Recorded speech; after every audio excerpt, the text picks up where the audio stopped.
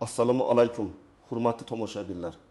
Bugun men sizlarga juda muhim, har bir oilaga tegishli bo'lgan masala haqida gapirmoqchiman. Qariyalar kasalxonada davolanmaydimi? Yangi qoida nimani anglatadi? Kimga xavf bor? Kim bemalol davolanishi mumkin? Va eng muhimi, siz o'zingizni yoki ota-onangizni qanday himoya qilishingiz kerak? Bu mavzu faqat pensionerlar uchun emas. Har birimizning uyimizda ota-ona, buva-buvi, qarindosh yoki yoshi katta qo'shni bor. Shuning uchun bu ma'lumotni bilmaslik keyinchalik katta muammo, ortiqcha sarsonlik, hatto davolanish kechikishiga olib kelishi mumkin. Men bugun sizga qo'rqitish uchun emas, tushuntirish uchun gapiryapman. Lekin ogohlantiraman, hujjat, yo'llanma ro'yxatga olish, navbat va tibbiy ko'rsatma masalasida beparvolik qilsangiz, joy yo'q. Yo'llanma noto'g'ri, bu holat statsionar davolanishga kirmaydi. Avval poliklinikaga boring degan javoblarni eshitishingiz mumkin. Videoni oxirigacha ko'ring. Hoziroq kanalga obuna bo'ling, like bosing. Chunki bunday ma'lumot bir kun sizga yoki yaqinlaringizga juda kerak bo'lib qolishi mumkin. Men avvalo oddiy qilib tushuntiraman. Ko'pchilik odamlar qariya kasalxonaga borsa, uni yotqizishmayapti ekan deb eshitadi va bundan katta vahima boshlanadi. Aslida masala qariyalarni davolamaslikda emas. Masala shundaki, ayrim kasalxonalarda bemorni yotqizish tartibi, yo'llanma berish, holatni og'irlik darajasiga qarab ajratish, kunduzgi davolanish va uy sharoitida kuzatuv kabi qoidalar aniqroq qo'llanmoqda. Ya'ni ilgari odam shifokor tanishi orqali yoki shoshilinch bo'lmasam profilaktika uchun yotib olay deb kasalxonaga kirib ketgan bo'lsa, endi ko'p joyda buning uchun tibbiy asos talab qilinyapti. Oldin qanday edi? Masalan, 68 yoshli odamning bosimi ko'tarilib yurardi. U poliklinikaga borardi. Shifokor ba'zan kasalxonada yotib davolana oling deb yo'llanma berardi. Kasalxonada joy bo'lsa, yotqizishardi, dori-darmon qilinardi, 7 yoki 10 kun kuzatilardi.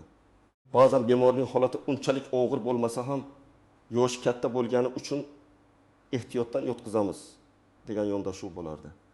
Hozir esa ko'proq savol berilyapti. Bemorning ahvoli haqiqatan ham statsionar davolanishni talab qiladimi? Unga 24 soatlik shifokor kuzatuv kerakmi? Tomir orqali dori, kislorod, intensiv nazorat tekshiruvlar yoki operatsiya zarurmi? Yoki u poliklinika, kunduzgi statsionar oilaviy shifokor nazorati. Uyda dori qabul qilish orqali davolanish mumkinmi? Ana shu ajratish odamlar orasida qariyalarni yotqizishmayapti degan gapga aylanib ketmoqda. Men ekspert sifatida shuni aniq aytaman. Yoshi katta bo'lishning o'zi kasalxonaga yotqizish uchun ham yagona sabab emas. Rad etish uchun ham sabab emas. Bemorning yoshi emas, holati, tashxisi, xavf darajasi va tibbiy ko'rsatmasi asosiy mezon bo'lishi kerak.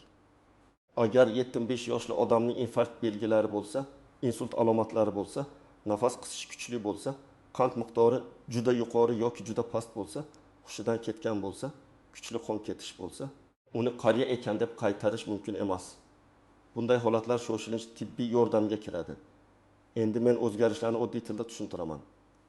Birinchi o'zgarish, kasalxonaga yotqizish uchun hujjat va tibbiy asosga talab kuchaygan. Bemor men yotib davolanmoqchiman degani bilan masala hal bo'lmaydi. Shifokor ko'rsatmasi, tekshiruv natijalari, tashxis va davolash rejasi kerak bo'ladi. Ikkinchi o'zgarish, shoshilinch va rejali davolanish ajratilmoqda. Shoshilinch holatda odam avval qutqariladi, keyin hujjatlar to'ldiriladi. Rejali holatda esa poliklinika, oilaviy shifokor yoki mutaxassis ko'rigidan keyin yo'llanma beriladi. Masalan, tizza bo'g'imi og'rig'i, surunkali gastrit, bel og'rig'i, qon bosimining vaqti bilan ko'tarilishi kabi holatlar og'ir belgilar bo'lmasa, ko'pincha rejali tartibda ko'riladi. Uchinchi o'zgarish, kunduzgi statsionar ko'proq qo'llanmoqda. Bu nimani anglatadi? Bemor ertalab keladi, dori oladi, ukol yoki tomchi dori qilinadi, tekshiruvdan o'tadi, keyin uyiga qaytadi. Kechasi kasalxonada qolmaydi. Bu yomon narsa emas, agar bemorning holati bunga mos bo'lsa. Lekin ayrimlar buni meni yotqizishmadi deb tushunadi. Aslida shifokor sizga kecha-yu kunduz nazorat shart emas, kunduzgi davolanish yetarli deyotgan bo'lishi mumkin. 4-o'zgarish. Yotoq joylar maqsadli ishlatilishi talab qilinmoqda. Kasalxonada joy cheksiz emas. Agar har bir yengil holatdagi bemor 10 kun yotib olsa, haqiqatan og'ir bemorga joy qolmaydi. Shuning uchun tizim og'ir bemorni tezroq yotqizish, yengil va o'rta holatlarni esa ambulator yoki kunduzgi tartibda davolashga harakat qiladi. Bu nazariyada to'g'ri. Amalda esa muammo shundaki, bemorga tushuntirish yaxshi bo'lmasa, odam o'zini rad etilgandek his qiladi. Endi eng muhim qismga o'tamiz. Kimlar alohida e'tiborli bo'lishi kerak? Birinchi navbatda 60 yoshdan oshgan va bir nechta surunkali kasalligi bor odamlar. Masalan, bir odamda bir vaqtning o'zida qandli diabet, yuqori qon bosimi, yurak yetishmovchiligi va buyrak muammosi bo'lsa, u oddiy bemor emas. Bunday bemorning ahvoli tez yomonlashishi mumkin. Unga uyda yotavering deyishdan oldin juda ehtiyotkor baholash kerak. Misol keltiraman. 72 yoshli otaxonning bosimi bidbaxtga 100 bo'ldi. Agar u faqat bosim ko'tarilganini sezsa, lekin ko'krak og'rig'i yo'q, nutqi buzilmagan, qo'l oyog'i uyushmagan, nafas qisishi yo'q, hushda bo'lsa, shifokor dori berib, kuzatuvga olishi va poliklinika orqali davolashi mumkin. Lekin shu otaxonda bosim bilan birga ko'krakning chap tomonida bosuvchi og'riq, sovuq ter, nafas qisishi bo'lsa, bu endi oddiy bosim emas. Bu infarkt xavfi bo'lishi mumkin. Bunday vaziyatda ertaga poliklinikaga boring degan javob xavfli. Ikkinchi guruh yaqinda operatsiya bo'lgan yoki kasalxonadan chiqqan qariyalar. Masalan, 69 yoshli ayol safro pufaga operatsiyasidan keyin uyga chiqqan. 3 kundan keyin isitmasi 38 beb bo'ldi. Qorin og'rig'i kuchaydi, holsizlandi. Bunday odamni qariyalarda shunaqa bo'ladi deb uyda ushlab turish mumkin emas. Operatsiyadan keyingi infeksiya, ichki qon ketishi yoki boshqa asorat bo'lishi mumkin. Bu holatda tez tibbiy baholash kerak. 3-guruh yolg'iz yashaydigan qariyalar. Men buni alohida aytaman, chunki tibbiyotda faqat kasallik emas, parvarish sharoiti ham muhim. Aqim yoshli buvi uyda yolg'iz yashaydi. Ovqat tayyorlay olmaydi. To'g'risini vaqtida icha olmaydi. Qon bosimini o'lchay olmaydi. Qog'ozda uning holati o'rtacha ko'rinishi mumkin, lekin uyda nazorat bo'lmasa, bu xavfga aylanadi. Shifokorga aynan shu ma'lumotni aytish kerak. Bu odam yolg'iz yashaydi. Kechasi qaraydigan hech kim yo'q. To'g'risini nazorat qila olmaydi. 4-guruh xotira buzilishi, demensiya, insultdan keyingi zaiflik yoki harakat cheklanishi bor qariyalar. Bunday odamlar og'riqni to'g'ri tushuntirib bera olmaydi. Masalan, aytdimiz, taksi yoshli bemor qornim sal noqulay deydi. Lekin aslida ichchoq tutilishi yoki yurak muammosi bo'lishi mumkin. Yosh katta odamlarda kasallik belgilari ko'pincha yosh odamdagidek aniq bo'lmaydi. Infarkt ham ba'zan kuchli ko'krak og'rig'isiz, faqat holsizlik, ko'ngil aynishi, nafas qisishi bilan o'tadi. Endi ikkinchi tomonni ham adolatli tushuntiraman. Har bir yosh katta odam kasalxonaga yotish shart emas. Agar 65 yoshli odamning tahlillari nisbatan barqaror, bosimi dorilar bilan nazoratda. Qand miqdori juda xavfli darajada emas. Yurak va nafas olishda keskin muammo yo'q bo'lsa, u poliklinika orqali yaxshi davolanishi mumkin. Bu davolanmaydi degani emas. Bu davolanish shakli boshqacha bo'ladi degani. Masalan, 6-7 yoshli ayolda bel og'rig'i bor. Rentgen yoki MRTda surunkali o'zgarishlar ko'ringan. Oyog'ida falajlik yo'q, siydik ushlolmaslik yo'q, isitma yo'q. Bunday holatda kasalxonaga yotqizish o'rniga nevropatolog, fizioterapiya, og'riq qoldiruvchi dori, mashqlar, kunduzgi muolaja tavsiya qilinishi mumkin. Bu to'g'ri yondashuv bo'lishi mumkin. Yana bir misol, 70 yoshli bemor har yili tomchi dori olib, quvvatimni tiklab olaman deydi. Lekin tekshiruvlarda og'ir kamqonlik yo'q. Yurak yetishmovchiligi kuchaymagan, buyrak ko'rsatkichlari keskin yomonlashmagan. Shifokor unga vitamin, ovqatlanish, uyqu, jismoniy faollik, asosiy kasallik dorilarini to'g'rilashni tavsiya qilishi mumkin. Har doim tomchi dori qilish shart emas. Ba'zan ortiqcha tomchi dori qariyalarda shish, bosim ko'tarilishi yoki yurakka yuklama berishi mumkin. Men shuni ham aytishim kerak. Kasalxonaga yotish har doim ham xavfsiz degani emas. Yosh katta odam kasalxonada boshqa infeksiyalarga duch kelishi, yotib qolsa mushaqlari yanada zaiflashishi, kechasi begona muhitda bo'shi chalkashishi mumkin. Shuning uchun shifokor bemorni yotqizish va yotqizmaslik qarorini foyda va xavfni solishtirib qabul qilishi kerak. Endi istisnolar haqida gaplashamiz. Qanday holatda hech kim yo'llanma yo'q deb bemorni shunchaki qaytarib yubormasligi kerak. Agar bemorda hayot uchun xavfli belgilar bo'lsa, bu shoshilinch holat. Men belgilarni birma-bir sanayman. Eslab qoling. Ko'krakda kuchli bosuvchi og'riq, chap qo'lga, jag'a yoki orqaga tarqaladigan og'riq bo'lsa, sovuq ter chiqsa, nafas qisishi bo'lsa, bu yurak xuruji belgisi bo'lishi mumkin. Yuz qiyshayishi, qo'l yoki oyoq birdan kuchsizlanishi, nutq buzilishi, odam gapni tushunmay qolishi insult belgisi bo'lishi mumkin. To'satdan hushdan ketish, talvasa, kuchli bosh og'rig'i, ko'rish buzilishi ham jiddiy baholanishi kerak. Nafas olish qiyinlashsa, lablar ko'karsa, kislorod yetishmayotgandek bo'lsa, bu uyda qutadigan holat emas. Qandli diabeti bor odamda qand juda tushib ketib, terlab titrab, hushsizlanayotgan bo'lsa yoki qon juda ko'tarilib, og'zi qurib, ko'psiyib, holsizlanib qolsa, tez yordam chaqirish kerak. Qariyalarda suvsizlanish ham xavfli. 2 kun ovqat yemasa, suyuqlik ichmasa, ich ketish yoki qusish bo'lsa, bu oddiy holsizlik emas, bu buyrakka, yurakka, miyaga ta'sir qiladi. Yana bir istisno travma. 75 yoshli odam yiqilib tushdi. Faqat so'nim og'riyapti deyapti. Qariyalarda son suyagi sinishi ba'zan tashqaridan bilinmasligi mumkin. Odam turaman deydi, lekin turolmaydi. Bunday holatda rentgen, travmatolog ko'rigi kerak. Ayniqsa suyak mo'rtligi bo'lgan ayollarda bu juda ko'p uchraydi. Uyda malham surtamiz deb vaqt yo'qotish keyin operatsiya, uzoq yotib qolish, o'pka yallig'lanishi kabi asoratlarga olib kelishi mumkin. Endi odamlar ko'p tushmaydigan nozik joylarni aytaman. Birinchi xato. Kasalxonaga borganida faqat yoshi katta yotqizing deyish. Bu yetarli dalil emas. Siz aniq belgilarni aytishingiz kerak. Masalan, kecha soat 22 ming yo'ridan bir nafas qisishi bor. Yotganda kuchaydi, bosimi 1.90 ga chiqdi, oyoqlari shishgan. Yurak dorilarini ichgan, foyda bo'lmadi. Mana bu shifokorga ancha aniq ma'lumot beradi. Ikkinchi xato, eski tahlillar bilan yurish. 3 oy oldingi qon tahlili bugungi holatni ko'rsatmasligi mumkin. Agar ahvol o'zgargan bo'lsa, yangi tahlil kerak. Lekin shu bilan birga eski hujjatlar ham juda muhim. Chunki shifokor bemorning oldingi tashxislarini, ichayotgan dorilarni, allergiyasini, operatsiyalarni bilmasa, to'g'ri qaror qabul qilish qiyin bo'ladi. Uchinchi xato, dori ro'yxatini bilmaslik. Ko'p oilalarda bu muammo bor. Qariya 5 yoki 7 xil dori ichadi, lekin nomini hech kim bilmaydi. O'q tabletkasi bor, bittasini ertalab ichadi degan gap shifokorga yordam bermaydi. Dorining nomi, dozasi, qachondan beri ichayotgani yozilgan bo'lishi kerak. Masalan, qon suyultiruvchi dori ichadigan bemor yiqilib boshini urgan bo'lsa, bu juda jiddiy. Chunki ichki qon ketish xavfi yuqori bo'lishi mumkin. 4-xato. Tanish orqali yotqizamiz deb rasmiy yo'lni e'tiborsiz qoldirish. Bugun tartiblar elektron ro'yxat yo'llanma, navbat va bo'lim ko'rsatmasi bilan bog'langan bo'lishi mumkin. Tanish yordam bersa ham, hujjat noto'g'ri bo'lsa, keyin bemor o'zi qiynaladi. Men doim shuni maslahat beraman, hammasini yozma va rasmiy tartibda qiling. Og'zaki gapga tayanmang. 5-nozik masala, rad javobi berilsa sababini so'rash. Ba'zi odamlar shifokor yotqizmaymiz desa, jahl qilib chiqib ketadi. To'g'ri yo'l bunday emas. Siz xotirjam so'rashingiz kerak.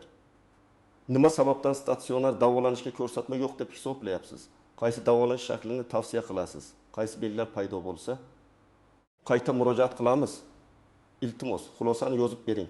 Mana shu savollar juda muhim. Endi eng kerakli qism nima qilish kerak? Men buni bosqichma-bosqich aytaman. Birinchi qadam, uyda qariyangiz uchun tibbiy papka tayyorlang. Bu papkada pasport yoki ID nusxasi, pensiya guvohnomasi bo'lsa nusxasi, tibbiy sug'urta yoki imtiyozli hujjatlar bo'lsa nusxasi, oldingi kasalxona epikrizlari, tahlillar, UZI, EKG, MRT, rentgen javoblari. Doimiy ichadigan dorilar ro'yxati bo'lsin.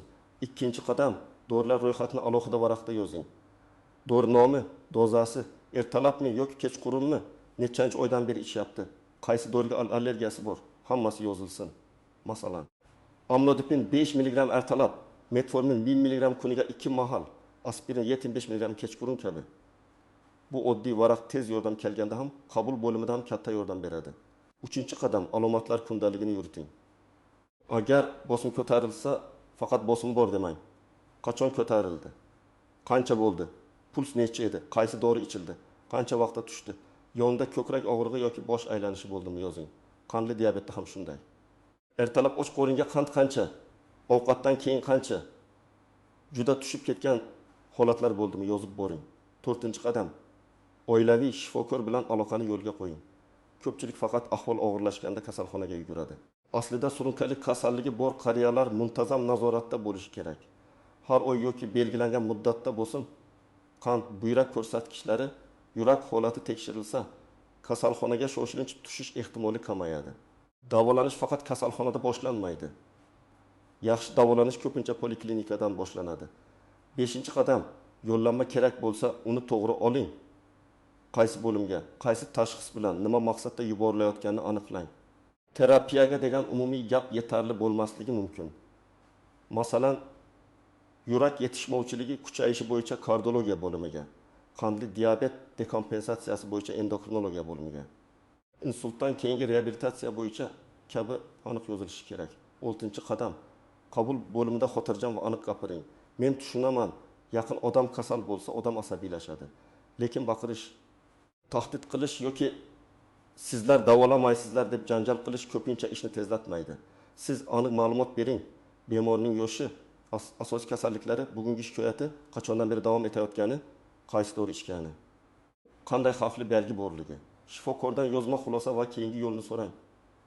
7-qadam, agar rad javobi asossiz deb o'ylasangiz, yuqori turuvchi mas'ulga murojaat qiling. Avval bo'lim mudir yoki navbatchi mas'ul shifokor bilan gaplashing. Keyin muassasa ma'muriyati, hududiy sog'liqni saqlash boshqarmasi yoki rasmiy murojaat kanallari orqali yozma murojaat qiling. Murojaatda hissiyot emas, fakt bo'lsin. Sana vaqt, bemorning FI tug'ilgan yili, shikoyatlar ko'rgan shifokor aytilgan javob siz so'rayotgan narsa. Masalan, bemorning holatini qayta baholashni va statsionar davolanishga ko'rsatma bor yo'qligi haqida yozma xulosa berishni so'rayman. 8-qadam, shoshilinch belgilar bo'lsa, poliklinika navbatini kutmang. Tez yordam chaqiring yoki shoshilinch qabul bo'limiga boring. Bu yerda vaqt juda muhim. Insultda 1-soatlar, infarktda 1-daqiqalar, og'ir nafas yetishmovchiligida har bir soat ahamiyatli. Qara o'tib ketar deyishi mumkin. Lekin siz belgilarni jiddiy qabul qiling. 9-qadam, uyda parvarish rejasini tayyorlang. Agar shifokor uyda davolansa bo'ladi desa, bu o'zingiz bilasiz degani emas. Siz aniq so'rashingiz kerak, qaysi dorini qachon ichadi. Bosim yoki qand qanchaga chiqsa xavfli, qachon qayta ko'rikka keladi, qanday ovqatlanadi, qancha suyuqlik ichadi, yotib qolmaslik uchun qanday harakat qiladi, qaysi belgida tez yordam chaqiriladi. Shifokor tavsiyasini tushunmaguncha chiqib ketmang. Birinchi vaziyat, 74 yoshli erkakda qon bosimi ko'p yillardan beri bor. Bir kuni bosimi 200 ga bilyon bo'ladi. Oilasi darhol kasalxonaga olib boradi. Qabulda EKG qilinadi. Ko'krak og'rig'i yo'q, nevrologik belgi yo'q. Buyrak ko'rsatkichi jiddiy buzilmagan. Shifokor bosimni tushirib, dori rejasini o'zgartirib, oilaviy shifokor va kardiolog nazoratini tavsiya qiladi. Oila nega yotqizmadi deydi. Bu yerda agar xavfli belgi bo'lmasa, statsionar shart bo'lmasligi mumkin. Lekin bemorga aniq yozma tavsiya berilishi kerak. Ikkinchi vaziyat, podazmin yoshli ayolda nafas qisishi bor. Yotganda kuchayadi, oyoqlari shishgan. Kechasi bo'g'ilib uyg'onadi. Oilasi qari bo'lgani uchun shunaqa deb 3 kun kutadi. 4-kuni ahvoli og'irlashadi. Bu yurak yetishmovchilik kuchayishi bo'lishi mumkin. Bunday holatda qariyalikni bahona qilib vaqt yo'qotish mumkin emas. Bu bemorga EKG, qon tahlili, kislorod darajasi, ko'krak qafasi tekshiruvi va ko'pincha statsionar nazorat kerak bo'ladi. 3-vaziyat. 9 yoshli ayolda qandli diabet bor. U 2 kundan beri ovqat yemayapti. Ich ketgan, holsiz, og'zi qurgan. Oilasi virus bo'lsa kerak deydi. Lekin diabeti bor qariyada suvsizlanish juda xavfli. Qand ko'tarilishi, buyrak faoliyati buzilishi, tuzlar muvozanati izdan chiqishi mumkin. Bunday vaziyatda oddiy uy dorisi bilan cheklanmasdan shifokorga murojaat qilish kerak. Men sizga eng muhim fikrni aytaman. Yangi tartib yoki qat'iroq qoida qariyalarni davolamaslik degani bo'lmasligi kerak. Tibbiyotda yoshga qarab kamsitish bo'lmasligi kerak. Kerti yoshli bemor ham, ta'lim yoshli bemor ham tibbiy ko'rsatma bo'lsa davolanish huquqiga ega. Lekin shu bilan birga har bir holatda kasalxonaga yotish ham shart emas. To'g'ri savol shunday bo'lishi kerak. Bu bemorga aynan hozir qaysi davolanish shakli kerak? Agar shifokor bemorni yotqizmasa, u boshqa yo'lni ko'rsatishi kerak. Masalan, kunduzgi statsionar poliklinika nazorati, tor mutaxassis ko'rigi, qo'shimcha tahlil, uyga patronaj, qayta ko'rik sanasi. Boring, uyda yoting degan umumiy gap yetarli emas. Siz bemor qarindoshi sifatida aniq reja talab qilishga haqlisiz. Yana bir muhim narsa, qariyalar ko'pincha o'z holatini kamaytirib aytadi. Hech narsa emas, bolalarni ovora qilmang. O'zim tuzalib ketaman deydi. Lekin siz yuz rangi, nafas olishi, hushyorligi, yurishi, ovqat yeyishi, siydik miqdori, gapirishi o'zgarganini ko'rsangiz, bunga befarq bo'lmang. Ayniqsa birdan paydo bo'lgan o'zgarishlar xavfli. Men yosh farzandlar va nevaralarga alohida murojaat qilaman. Ota-onangizning dorilarini biling. Ularning qaysi shifokorga borishini, qaysi tashxislari borligini, oxirgi tahlillari qachon topshirilganini biling. Telefoningizda eng muhim hujjatlarning rasmi bo'lsin. Tez yordam chaqirilganda bilmadim deyish vaqt yo'qotadi. Uyda oddiy nazorat vositalari bo'lishi foydali. Qon bosimi o'lchagich, termometr, qandli diabet bo'lsa glyukometr. Lekin asbob bo'lishi yetarli emas. Natijani yozib borish kerak. Bosim bigiz otundum bo'lsa ham odam yaxshi bo'lishi mumkin. Bilik girdum bo'lsa ham ahvoli yomon bo'lishi mumkin. Rag'amlar alomatlar bilan birga baholanadi. Qariyangizning ovqatlanishi va suyuqlik ichishini ham kuzating. Yosh katta odamlar kam suv ichadi, ishtahasi pasayadi, keyin boshi aylanadi, buyragi qiynaladi, bosimi o'zgaradi. Har bir holatda ko'p suv ichirish ham to'g'ri emas. Yurak yoki buyrak yetishmovchiligi borlarda suyuqlik cheklanishi kerak bo'lishi mumkin. Shuning uchun individual tavsiya oling. Bugungi gapimning mohiyati shuki, qariyalar davolanmaydi degan vahimali gapni to'g'ridan to'g'ri haqiqat deb qabul qilmang. Lekin kasalxonaga yotqizish tartibi, yo'llanma, tibbiy ko'rsatma va hujjatlar masalasi jiddiylashganini ham e'tiborsiz qoldirmang. Yosh katta odamning huquqi bor, lekin oilaning ham mas'uliyati bor. Hujjat tayyorlash, alomatlarni aniq aytish, dorilarni bilish, shoshilinch belgilarni tanish va kerak bo'lsa yozma xulosa talab qilish. Men sizlardan so'rayman, sizning hududingizda qariyalarni kasalxonaga yotqizish bo'yicha qanday holatlar bo'lyapti? Siz yoki yaqinlaringiz joy yo'q, yo'llanma kerak, uyda davolaning degan vaziyatga duch kelganmisiz? Fikringizni izohlarda yozing. Boshqalar ham tajribangizdan xulosa olsin. Videoni foydali deb bilsangiz, albatta like bosing, kanalga obuna bo'ling va bu ma'lumotni ota-onasi yoki yoshi katta yaqinlari bor insonlarga yuboring. Bu oddiy video emas, bu ko'p oilalarni sarsonlikdan va kechikkan davolanishdan asrab qolishi mumkin bo'lgan ogohlantirish.